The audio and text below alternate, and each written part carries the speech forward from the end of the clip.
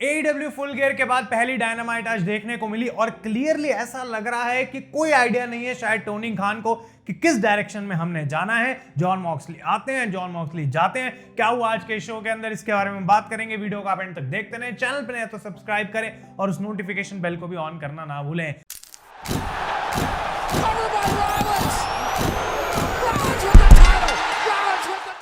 तो गाइस मैं हूं आयुष और आप देख रहे हैं रेसल इंडिया। AEW डायनामाइट का हम रिव्यू करने वाले हैं और जबकि फुल गियर के बाद एक बार फिर से ऐसा लग रहा था कि शायद कुछ अच्छा होगा। अगला पेपर व्यू वर्ल्ड्स एंड आने वाला है दिसंबर 28 को, जहां पे आज प्रोमो देखने को मिला कि कैसे उसके अंदर जो टीजर था, जो ट्रेलर था, वहां पे डेथ राइडर्स डेजर्ट्स में घूम रहे हैं, इधर कुछ हो रहा है, जॉन मॉक्सली एक फ्लेयर छोड़ते हैं, लेकिन उसके अलावा और कुछ नहीं। तो इसका मतलब ये है कि डेथ राइडर्स का ही मेन सीन होने वाला है उस पेपर व्यू में जो दिसंबर में होगा। लेकिन डार्बी एलिन ने लास्ट जो सीन हमें देखने को मिला था फुल गियर का, उसमें वो बोल रहे थे कि अभी ये जंग खत्म नहीं हुई है, बिकॉज इस जंग के अंदर अभी मैं यहाँ पे खड़ा हूं। और उसी शॉट के आगे की कंटिन्यूएशन जो पेपर व्यू में नहीं दिखाई गई थी, वहां से शो स्टार्ट होता है। तो ऑब्वियसली एक अच्छी बात है, बिकॉज डार्बी आके कहते हैं कि देख भाई, सिंपल सी बात है जॉन मॉक्सली, कि तू मुझे कैसे मार देगा जब पहले मरने वाला बंदा ही तू होगा।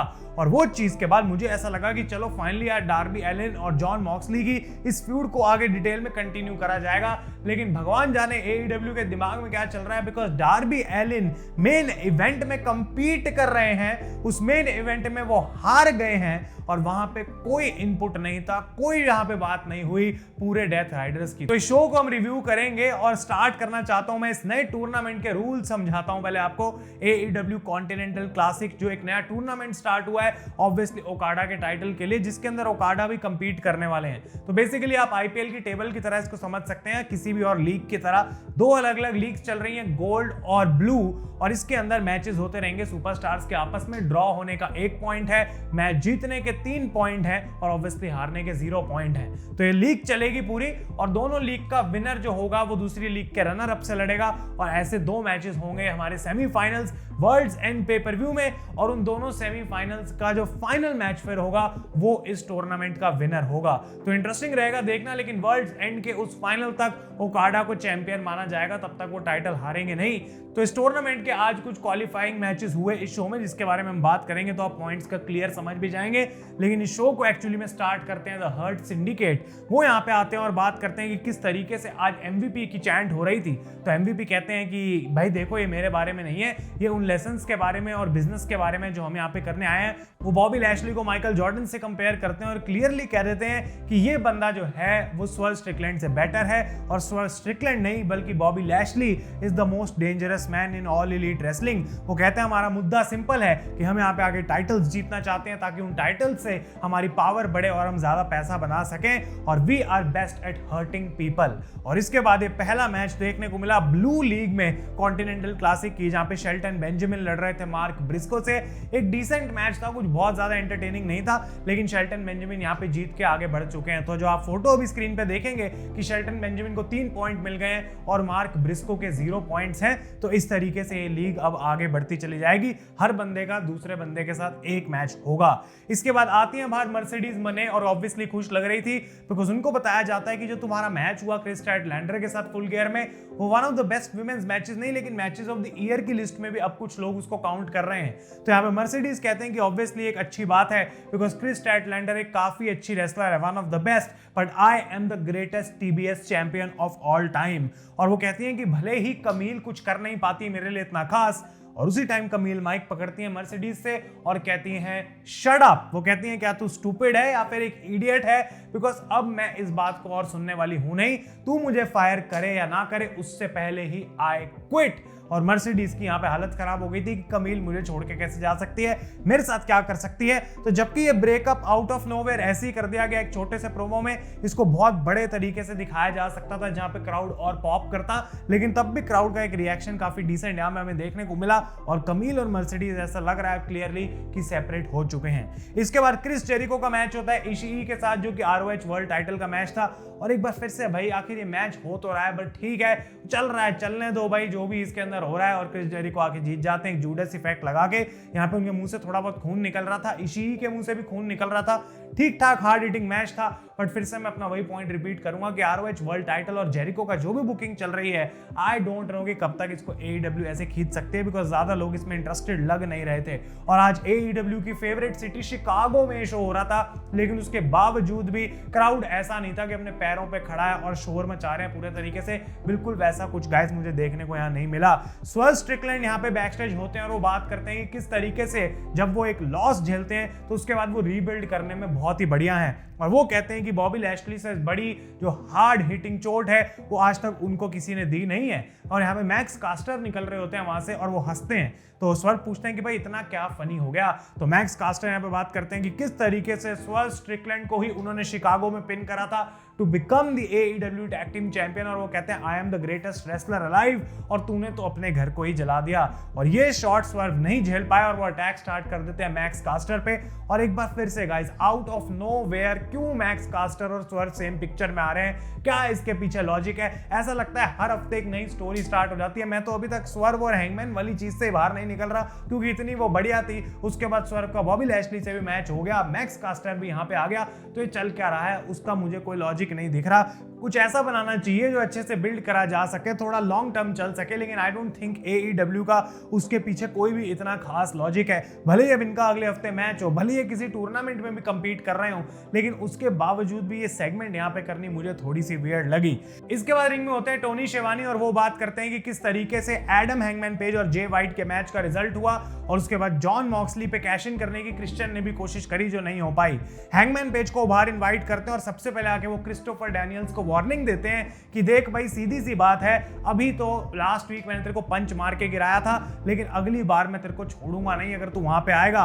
वो कहते हैं कि यहाँ पे क्रिश्चियन को भी मैंने मौका दिया कैश इन करने का, उसमें वो भी फेल हो गया। तो ये AEW चैंपियनशिप किसी और की नहीं, हमेशा से मेरी ही होनी चाहिए थी। और यहाँ पे फिर जे वाइट आते हैं बाहर और वो कहते हैं तेरे को दिखा नहीं पेज कि मैंने तेरे को दूसरी बार भी अब हरा दिया है, तो वो शॉट जो है जिसकी तू बात कर रहा है वो मेरी तरफ आना चाहिए। लेकिन इससे पहले इनकी कॉन्वर्सेशन आगे बढ़ती है, यहाँ पे पाक आके अटैक करते हैं जे वाइट को, और व्हीलर यूटा दूसरी तरफ से आके हैंगमैन पेज को यहाँ पे अटैक कर देते हैं। और एक पॉइंट पे ऐसा लग रहा था कि शायद ये एक दूसरे की हेल्प भी करेंगे, बट हैंगमैन पेज जो है अटैक कर देते हैं जे वाइट के ऊपर भी। और मरीना शफीर आती है उसके बाद आउट ऑफ नोवेयर और अपने इस ब्रीफ केस से अटैक कर देती हैं हैंगमैन पेज के ऊपर।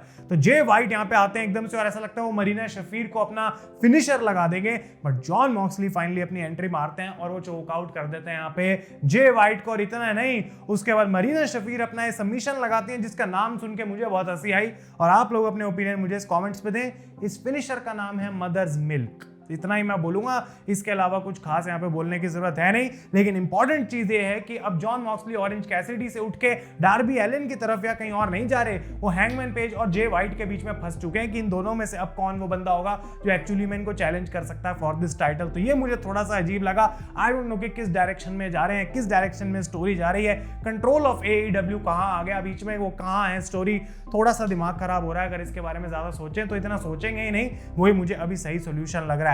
इसके बाद कॉन्टिनेंटल क्लासिक का अगला मैच देखने को मिला जो कि गोल्ड लीग से था, और ये था Claudio कैस्टिनोली versus Ricochet.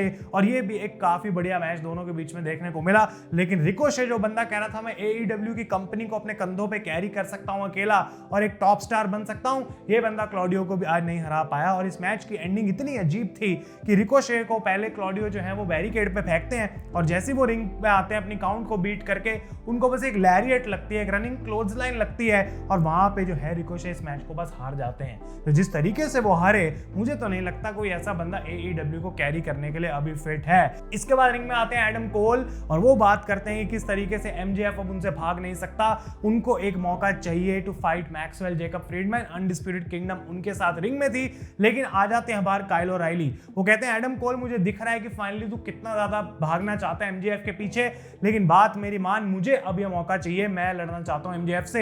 Adam Cole कहते हैं लास्ट वीक तो तूने कह रहा था कि भाई दोस्तों को क्यों डालता है बीच में, तेरे दोस्त तेरी बैटल्स क्यों लड़ेंगे, तो अब मैं वो नहीं चाहता, अब मैं खुद ही लड़ना चाहता हूं MJF से। तो यहाँ पे काइल ओराइली कहते हैं कि देख भाई, मैं तेरे लिए ये चीज नहीं कर रहा, मैं रॉड्रिक स्ट्रॉन्ग के लिए कर रहा हूं, जो उसके साथ MJF ने किया उसका बदला ले रहा हूं। अब ये स्टोरी लाइन भी बहुत फनी है, बिकॉज कायदे से तो एडम कोल को अपनी गलती रियलाइज हो गई, तो उनको MJF के सामने जाना चाहिए। तो काइल ओराइली जो बात लास्ट वीक बोल रहा था, वही चीज वो अपने लिए करने के लिए तैयार है जो रॉड्रिक स्ट्रॉन्ग के लिए वो नहीं चाहता था। तो ये मेरे लिए बहुत बड़ा लूप होल यहाँ पे रह गया। और उसके बाद MJF आते हैं, स्क्रीन पे ऊपर आराम से अपना पियानो बजाते हैं और दोनों को मना कर देते हैं भाई तुम में से किसी से मैं लड़ने वाला हूं नहीं, बिकॉज मैं ज्यादा फोकस्ड हूं अपनी डजन बैटल रॉयल पे जो नेक्स्ट वीक होगी, जहां वो अपनी डायनामाइट डायमंड रिंग को डिफेंड करने वाले हैं। तो एडम कोल कहते हैं कि ठीक है भाई, तू हमें मौका नहीं दे रहा तो मैं उस बैटल रॉयल में अपने आप को एंटर करता हूं, और काइल ओराइली भी उसमें एंटर हो जाते हैं। तो नेक्स्ट वीक जिस बैटल रॉयल का पार्ट MJF होंगे, साथ के साथ उसमें एडम कोल और काइल ओराइली भी देखने को मिलेंगे। ये चीज गाइस आज हुई। इसके बाद मीना शिराकावा की इंटरव्यू देखने को मिलती है बैकस्टेज रेने पकेट के साथ, और यहाँ पे वो बोलते हैं कि मेरे को काफी टाइम से लग रहा था कि ये मोमेंट आएगी, लेकिन इतनी जल्दी आ जाएगी कि मराया मेरे साथ ऐसा कर सकती है, वो चीज मुझे नहीं लग रही थी। और वो कहती हैं कि अगर रियल मराया में अपने आप को रिवील कर चुकी है तो मैं रियल मीना भी दिखाना चाहती हूँ यहाँ पे सबको। और रेने कहती है कि AEW फैंस तो यही चाहते हैं, और पीछे से मराया में आ जाती हैं और उनके सर में बॉटल फोड़ देती हैं यहाँ पे मीना शिराकावा के। तो ये मैच ऑफिशियल कर दिया गया। आज से 2 हफ्ते बाद मीना शिराकावा वर्सेस मराया में for the AEW women's championship इस फ्यूड को अब रन करा जाएगा। इसके बाद जेमी हेटर का मैच होता है क्वीन अमिनाटा के साथ, और यहाँ पे AEW रन कर रही है, आप सुने इस बात को, वुमेन्स डायनेस्टी कप है कोई न्यू जापान का, और उसके क्वालिफायर का सेमीफाइनल मैच था ये, जहां जेमी हेटर ने क्वीन अमिनाटा को हराया। भाई देखो, ROH, CMLL, AEW, new Japan, ये सारी कंपनी अगर एक ही टूर्नामेंट में कंपीट करेंगी और हर हफ्ते इस चीज को नहीं दिखाया जाएगा कम से कम 5-4 हफ्तों के लिए लगातार, तो मैं आखिर कैसे इस चीज को समझ सकता हूं। तो भले ये मैच एक डिसेंट रेसलिंग मैच था, लेकिन मुझे डायरेक्शन लेस लग रहा था आज का पूरा शो, टू बी ऑनेस्ट। ये चीज मुझे पसंद नहीं आई। बट जेमी हेटर जीतती है और मैच के बाद रैंप पे ऐसा लगता है कि कुछ लाइट आती है स्पॉटलाइट से, जिसकी तरफ वो देख रही है। जूलिया हार्ट का यहाँ पे नाम लिया जाता, लेकिन कोई देखने को मिलता है नहीं। और फाइनली शो का मेन इवेंट, जो मेरे हिसाब से कोई सेंस ही नहीं बनाता है, AEW कॉन्टिनेंटल क्लासिक की गोल्ड लीग का match Brody King versus Darby Allin, जो कि एक डिसेंट मैच था। और यहाँ पे बहुत सारी प्रॉब्लम्स है मेरी भाई, बिकॉज डार्बी एलिन वो बंदा है जो कह रहा है मैं इस लड़ाई में खड़ा हूं, मैं जॉन मॉक्सली को मारूंगा, और ये ब्रोडी किंग को नहीं हरा पाया। ये बंदा वो नहीं है जो AEW कॉन्टिनेंटल क्लासिक जीते, ये वो बंदा नहीं है जो पहले एक चैंपियनशिप जीत के फिर जॉन मॉक्सली के पास जाए। तो ये आखिर बिल्ड कैसे होगा for a world championship. Darby Allin हार चुके हैं यहाँ पे ब्रोडी किंग से, और मैच के बाद भी यहाँ पे कोई हमें कुछ देखने को नहीं मिला। इनफैक्ट क्लॉडियो एक चेयर लेके आते हैं और ब्रोडी किंग को कन्फ्रंट करते हैं, बिकॉज नेक्स्ट वीक इनका अब मैच होने वाला है कॉन्टिनेंटल क्लासिक के लिए। तो टोनी खान बेसिकली ये भूल चुके हैं कि हमारी कंपनी की नंबर 1 स्टोरी लाइन क्या है, और आज के इस एपिसोड में सिर्फ मैं कॉन्टिनेंटल क्लासिक पे ही फोकस करूंगा, और ये भूल जाऊंगा कि फुल गियर कहां पे खत्म हुई थी, और ये भूल जाऊंगा कि उससे पहले हम क्या दिखाते आ रहे हैं। बिकॉज अगर ये बंदा ऑरेंज कैसिडी के बाद अकेला लड़ाई में खड़ा होना चाहता है, तो वो लड़ाई ये कैसे कर लेगा अगर ये ब्रोडी किंग को भी नहीं हरा पाया एक मैच के अंदर। तो जॉन मॉक्सली और पूरे डेथ राइडर्स के अगेंस्ट आखिर ऐसा क्या प्लान बना लेगा डार्बी एलिन। तो बहुत ज्यादा डिसअपॉइंटिंग मैं कहना चाहता हूं आज की डायनामाइट थी, और किस डायरेक्शन में जा रहे हैं वो बिल्कुल अजीब लग रहा है। अगले हफ्ते में भी कुछ और हो जाएगा, फिर कुछ और हो जाएगा, ऐसे तो नहीं बात चलती। और ये भी पॉसिबल हो सकता है कि जो वर्ल्ड्स एंड है, अगर वहां शेन मैकमैन नहीं आते, ये स्टोरी लाइन फाइनली पिकअप नहीं करती, तो मेरा भी एंड होगा कहीं ना कहीं of watching all elite wrestling. तो आप लोग अपने ओपिनियन जरूर बताएं नीचे कमेंट्स में। अगर ये वीडियो अच्छी लगी है तो लाइक जरूर करेगा। तब तक के लिए thank you so much for watching. मैं हूं आयुष और आप देख रहे हैं रेसल इंडिया।